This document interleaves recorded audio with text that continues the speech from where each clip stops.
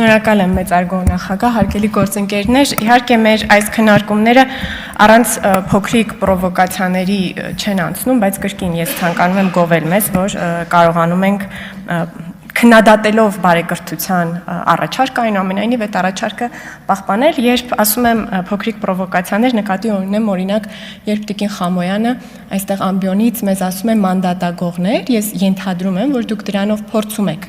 էսկալացնել իրավիճակը, մեր քաղաքացիներին եմ այս մասին ուզում հայտնել, որ սովորաբար նրանք տեսնում են այն ամենաէսկալացված դրվագները, բայց դրան մենք հասնում ենք ոտ-ոտ, այ օրինակ ինչ-որ մեկը գալիս է ամբիոնից այդպիսի մի բառ է օգտագործում, ինչ-որ մեկը, օրինակ ես մոտենում է ամբիոնին, ասում է, որ վերջերս Հայաստանի Հանրապետության դատարաններից մեկը, երբ ձեր դաշինքի ղեկավար Ռոբերտ Քոչարյանը դիմել էր այդ դատարանին ընտրակեղծարար որակումը իր հասցեին վիճարկելով այն որպես վիրավորանք թերևս համարելով, դատարանը ասեց, որ իր քայլով, երբ նա դիմել է դատարանի վաղեմության ժամկետով կրճատելու գործը, ըստ այդմ տվել է հիմք նման գնահատական հնչեցնելու։ Ես կարող եմ բացատրական մասը բաց թողնել, գալ ասել ընտրակեղծարարները դուք եք, տենց կամաց ոտ-ոտ իրավիճակը կեսկալացվեր, բայց եկեք նկատենք, որ այդպես է տեղի ունենում ու փորձենք, չեմ ասում են ամենաբարձր ստանդարտներին համապատասխան, բայց այնուամենայնիվ մեր խոսքը առավել վերլուծական ձևակերպել, ինչ ասեմ, հա։ Նաև գիտեք, հետաքրքիր է, որ դուք մեզ երբ ասում եք մանդատագողներ, դրանից հետո ասում եք, որ դուք Գագիկ Ծառուկյանի քաղաքական ճաշակը չեք կիսում։ Այսինքն ձեզ համար էլ է դժվար պաշտպանել Գագիկ Ծառուկյանին եւ Բարգավաճ Հայաստանին։ Եվ ես իրականում այստեղ կարող եմ երկար, բարակ ձեզ պատմել, որ Հայաստանի Հանրապետության ընտրական օրենսգրքում կա բանաձև, որով երբ անճշտություններ են տեղ գտնում որևէ ընտրատեղամասում, որոնք խախտումների թվային արտահայտությունն են, այդ անճշտությունները դրվում են բանաձևի մեջ, գնահատելու համար այդ ընտրախախտումների ազդեցությունը համապետական արդյունքների վրա, երկար իսկապես ընտրական օրենսգիրքը կարող եմ պատմել, կարող եմ կրկին մեջ բերել սահմանադրական դատարանի որոշումը, առ այն, որ քաղաքական բոլոր մասնակիցները ընտրություններում եթե թարգմանեմ իմ բառերով, երեխաներ չեն, նրանք նույնքան պատասխանատվություն են կրում ընտրական գործընթացների ամբողջականության համար, որքան այն կառավարող ուժերը, որոնք այդ պահին ընդամենը մրցակիցներից մեկն են։ Եվ սա պարզապես պատասխանատվություն չէ, որը քաղաքական ուժերի վրա դրված է առանց գործիքների։ Այդ գործիքներն են հանձնաժողովներում ընդդիմության հանձնաժողովի անդամները, այսինքն մենք ընտրությունները միասին ենք կազմակերպում։ Եվ չի լինում, որ քաղաքական ուժերը անկանոն կրակահերթ բացեն ընտրությունների վրա, հետո պարզվի, որ այդ կրակահերթի արդյունքում իրենց երրորդ թևին վնասել են եւ ասեն, բայց մենք այսպես համաձայն չենք, եկեք համապետական վերաքվեարկություն նշանակենք։ Այս ամեն ինչը կարող եմ երկար, շատ երկար այս ամբիոնից պատմել, բայց խնդիրը նրանում է, որ Հայաստանի ժողովուրդը, երբ լսում է այս բանավեճը, ձեր միտքն է վերափոխում։ Հայաստանի ժողովրդի համար Բարգավաճ Հայաստանը, Գագիկ Ծառուկյանը որպես քաղաքական ուժ պիտի գոյություն չունենային։ Իրենք ժողովուրդը չի մտնում ես ինչքան պատմեմ, որ օրենսգիրքը այսպես բանաձևը այնպես սահմանադրական դատարանը ասում է, որ չի կարելի, որ քաղաքական ուժերը տորպեդահարեն ընտրությունների ինստիտուտները, հետո գան ՍԴ-ին ասեն, բաս ինչու այսպես եղավ։ Ժողովուրդը ձեր կարծիքն է կիսում, որ քաղաքական ճաշակներին Հայաստանի քաղաքացիների չի համապատասխանում այդ ուժը։ Բայց հետաքրքրական այստեղ այն է, որ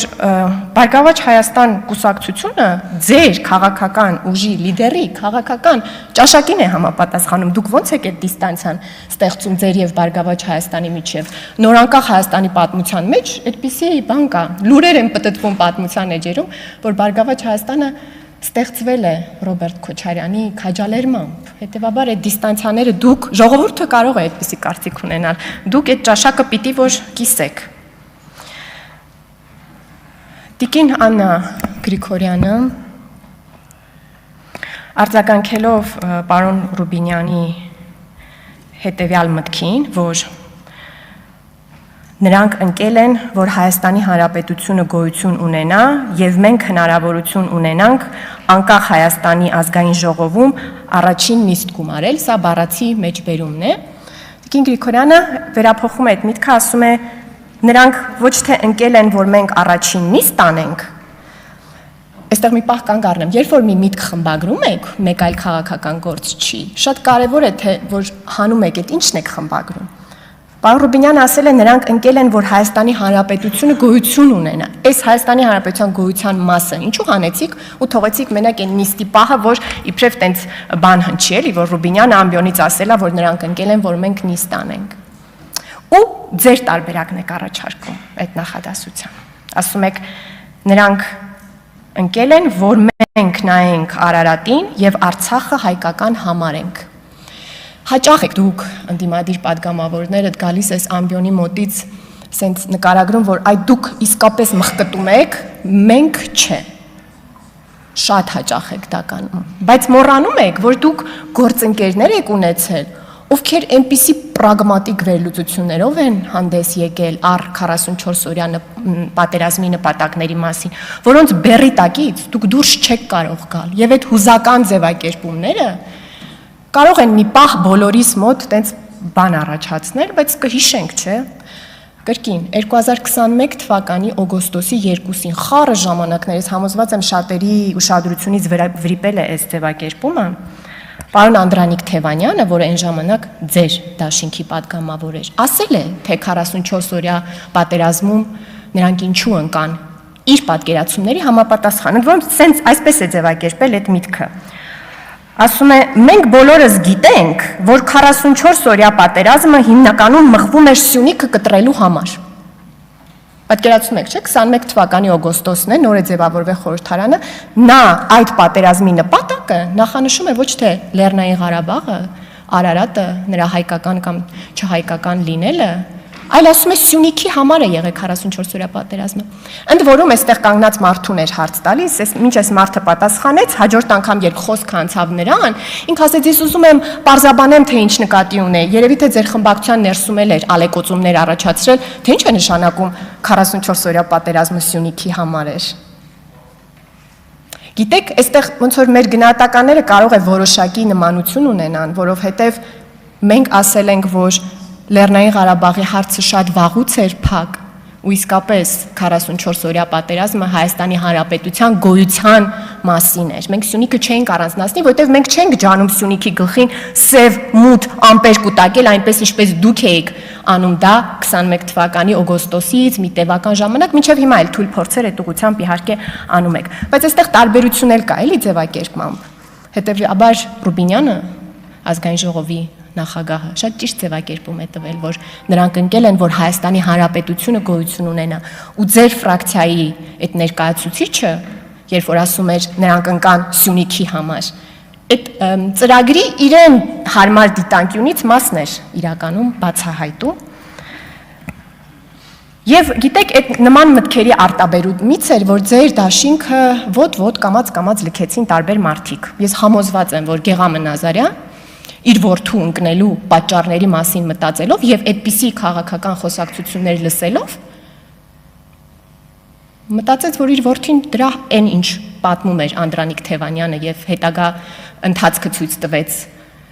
նրա ճակատագրի, դրա համար չի նրա որդին ընկել եւ դուրս եկավ ձեր դաշինքից։ Արուշ Արուշանյան, որը մի մարդ ում քաղաքական հայացքները առ այն, որ մենք պիտի մինչև վերջին կաթիլ արյուն կռվեինք, ինչ փողզիչումներ, շատ հստակ ա եղել։ Ես դա չեմ կիսում, բայց ինքն էլ շատ հստակ ա եղել, երբ որ նկատել ա, որ ձեր համատեղ կուսակցությունը, Վերածնվող Հայաստանը, Վահեն Հակոբյան, Հայաստան դաշինքը, այդ մտքի հետևից չէր գնում։ Ու էլի ձեր թիմը լքեց։ Եվ դուք Տիկին Գրիգորյան, պիտի պատմեք, թե ոնց եղավ, որ դուք Վերածնվող Հայաստանից դուրս եկաք, եկել եք այս ամբիոնի մոտ կանգնել եք, ասում եք, ձեզ ոչ այնքան օտար այսինչ կուսակցության հետ, գիտեք, ես էլ եմ մոլորության փուլեր ունեցել իմ կյանքում։ Կա ժամանակ ես դաշնակցական Վահան Հովհաննիսյանին մտածում եմ լավ քաղաքական գործիչ է, այդ թվում, որովհետև առաջին պատերազմի ժամանակ Սերժ Սարգսյանի ու Ռոբերտ Քոչարյանի Ղարաբաղում բենզինի, արքուվաճառքի թեմաներով լավ ելույթներ էր ունենում։ Այդ էլ իմ մոլորության փուլն էր։ Հայ ազգային կոնգրես եմ ընտրել ես ընտրություններում։ Մենք ազնվորեն խոսում ենք մեր քաղաքական հետագծի մասին։ Դուք երբեք բացատրություն այդպես է չներկայացրեցիք։ Մի օր ասեցիք, հետո ավելի ուշ կասեմ, թե մեր Վերածնվող Հայաստանից ինչու ենք Սյունիքի падգամավորներով դուրս եկել։ Այդպես է չիմացանք, բայց Վերածնվող Հայաստանից դուրս եկաք, բայց Հայաստան դաշինքում մնացիք։ Այ ինչ տարածքեր է տեղել, որ Վահեն Հակոբյանը ինչով չէր լավը, որ Ռոբերտ Քոչարյանը այդ մասով շարունակում է մնալ ձեզ համար ընդունելի քաղաքական գործիչ։ Այսքանը, շնորհակալ եմ։ Ագնեսա Խամոյան։